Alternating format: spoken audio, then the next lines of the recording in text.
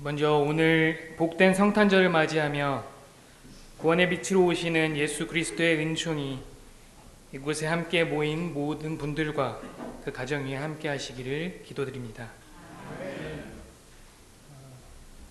평소 같았으면 설교가 끝날 때쯤에 제가 강당에 또 올라와서 많이들 걱정하실 것 같은데요. 오늘 성가대 성탄절 찬양 어떠셨나요? 네, 저는 옆에서 들으면서 성탄의 기쁜 소식을 전하는 천사의 노랫소리와 같았다고 생각되었습니다. 매주 찬양을 통해서 은혜를 많이 받는데요. 오늘 성가대 찬양은 특별히 더 감동적이었던 것 같습니다. 오늘 아름다운 성가대 칸탄타를 전하기 위해서 성가대에서 한 달에 가까운 시간 동안에 많은 연습과 수고를 해주셨습니다. 정말 감사합니다. 다 함께 이 시간 아름다운 찬양을 준비해서 성가대에게 박수 한번 드립니다.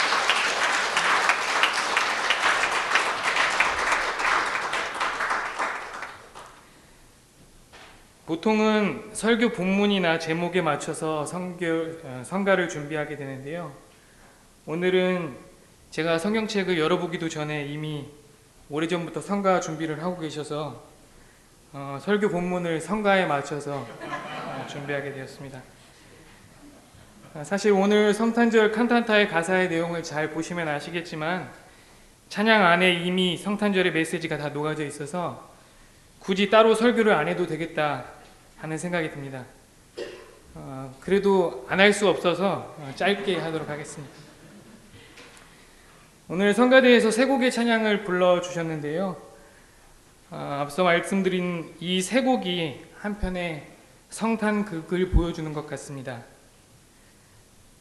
다들 아시는 것과 같이 첫 번째 곡은 금관의 예수라는 희곡에 담겨있는 노래입니다. 아마 이 서울제일교회 성탄절에도 아마 공연되지 않았을까라는 생각이 듭니다. 오늘 성경 본문에 나와 있는 것처럼 어둠 속과 죽음의 그늘에 앉아서 하루하루를 살아가는 이들의 기도를 담은 노래입니다. 절망 그 자체의 현실, 아무것도 기대할 것이 없어 몹시도 외롭고 처량한 민중들의 역사적 현실 속에서 울부짖듯이 외치는 호소입니다. 주여 우리와 함께 하소서. 주여 더 이상 갈 곳이라고는 하나 없는 이곳에 우리와 함께 하소서 하는 고백입니다. 그런데 이러한 간절한 호소가 어느 순간 하나님의 체험으로 바뀔 때가 있습니다. 나 혼자라고 생각했는데, 희망이 없어 보였는데 그 안에서 하나님의 사랑이 있었음을 경험할 때가 있습니다. 이 아픔의 현장에도 하나님이 우리와 함께 하시구나 하는 임마누엘의 깨달음을 얻을 때가 있습니다. 이것이 바로 두 번째 영원한 성탄 선물이라는 노래의 임마누엘의 하나님입니다.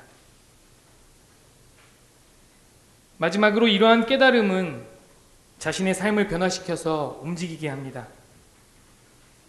어둠과 절망 가운데 있던 우리에게 빛으로 오시는 주님이 임하시고 나니 우리의 마음이 환해집니다. 이제 일어나라. 너의 빛을 비추라는 주님의 세밀한 음성이 우리에게 들립니다. 가만히 있을 수가 없습니다. 주님을 따라 이제 나도 이 땅의 빛이 되겠노라고 다짐하게 됩니다. 저는 오늘 성탄절 칸탄타가 전하는 메시지가 바로 이러한 신앙인의 고백이 아닐까 생각해 보았습니다. 사실 살펴보면 이러한 고백이 바로 기독교 신앙의 뿌리입니다.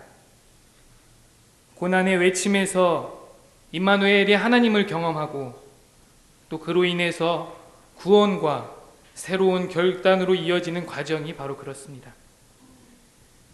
구약 성서에서 애굽의 노예 생활에 신음하던 이들의 구원의 경험이 그러했고, 강대국들의 포로로 끌려가는 절망적인 상황에서도 하나님이 우리와 늘 함께 하시고 우리를 구원하신다는 신앙 고백이 바로 그렇습니다.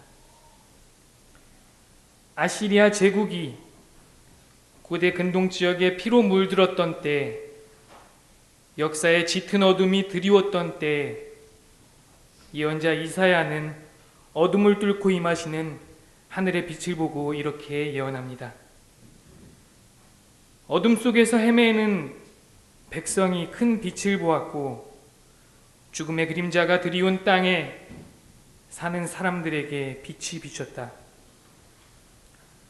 오늘 본문인 누가복음 1장에 나온 사가랴의 노래는 바로 이 이사야의 예언을 인용하여 예수님의 오심을 증언합니다. 예수님이 오심이 바로 이 빛을 증언한다라는 것입니다. 요한복음 역시 예수님의 존재를 가리켜서 이렇게 말씀하십니다. 참 빛이 있었다. 그 빛이 세상에 와서 모든 사람을 비추고 있다. 그 빛이 어둠 속에서 비치니 어둠이 그 빛을 이기지 못하였다. 사실 우리가 매년 12월 25일을 성탄절로 지키는 것도 바로 빛과 연결되어 있습니다. 원래 예수님의 생일은 정확하게 알지 못할 뿐만 아니라 초대 그리스도인들은 300년이 지나도록 예수님의 생일을 특별히 지키지 않았습니다.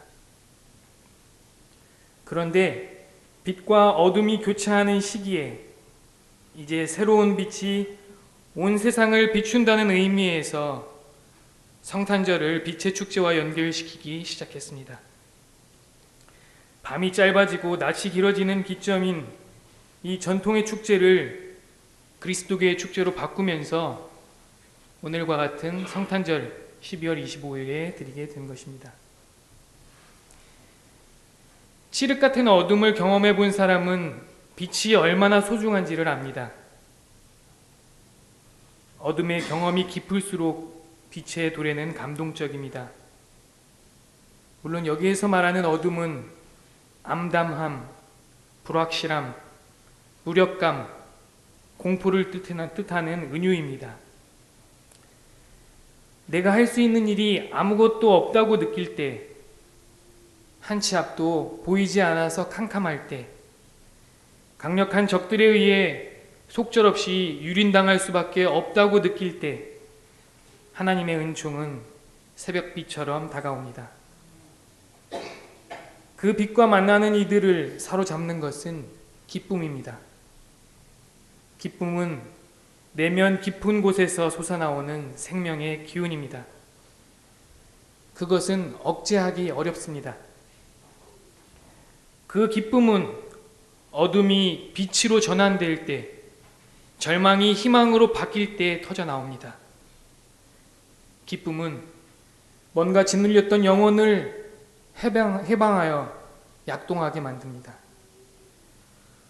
오늘 우리가 맞는 이 성탄절 가운데 이러한 해방의 기쁨이 함께하기를 소망합니다.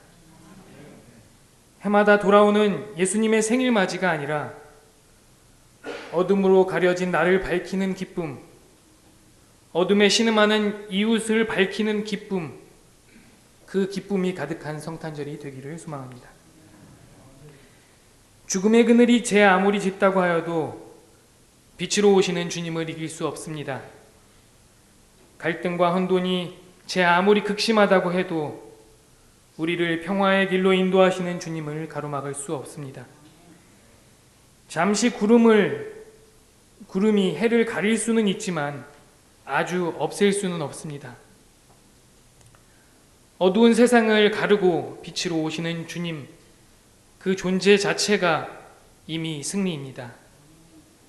사랑하는 교우 여러분, 오늘 이 시간 주님의 빛이 우리 모두에게 비춥니다. 자, 이제 일어나서 우리도 빛이 되어서 이 땅의 어둠 가운데 비춥시다. 다 함께 기도하겠습니다.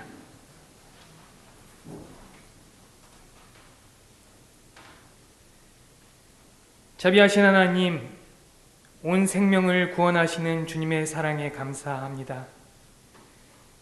기쁨으로 맞이하는 복된 성탄절에 빛으로 오시는 주님을 우리 가운데 모십니다. 지금 우리는 빛과 어둠 사이에 서 있습니다. 주님의 탄생과 더불어 어둠 속에 속했던 옛 삶은 지나가고 빛을 따라 살아가는 새로운 삶이 시작되게 하옵소서. 대립과 갈등으로 조각난 이 세상에서 구원의 기쁨을 노래하게 하옵소서. 그것이 고통이 없기 때문이 아니라, 갈등이 없기 때문이 아니라 주님이 우리 가운데 오셨기 때문임을 깨닫게 하옵소서. 어둠을 가르는 빛으로, 절망에서 솟아오르는 희망으로, 미움을 녹이는 사랑으로, 분열된 세상을 하나로 묶어주는 끈으로 주님이 우리 곁에 오셨습니다. 이제 우리가 이 땅에서 작은 예수가 되어서 살아가게 하옵소서. 주님을 따라서 이 땅을 밝히는 빛이 되게 하옵소서. 희망을 품고 생명과 평화를 일구는 저희가 되게 하옵소서. 우리의 희망이 되시는 구주 예수 그리스도의 이름으로 기도드립니다. 아멘.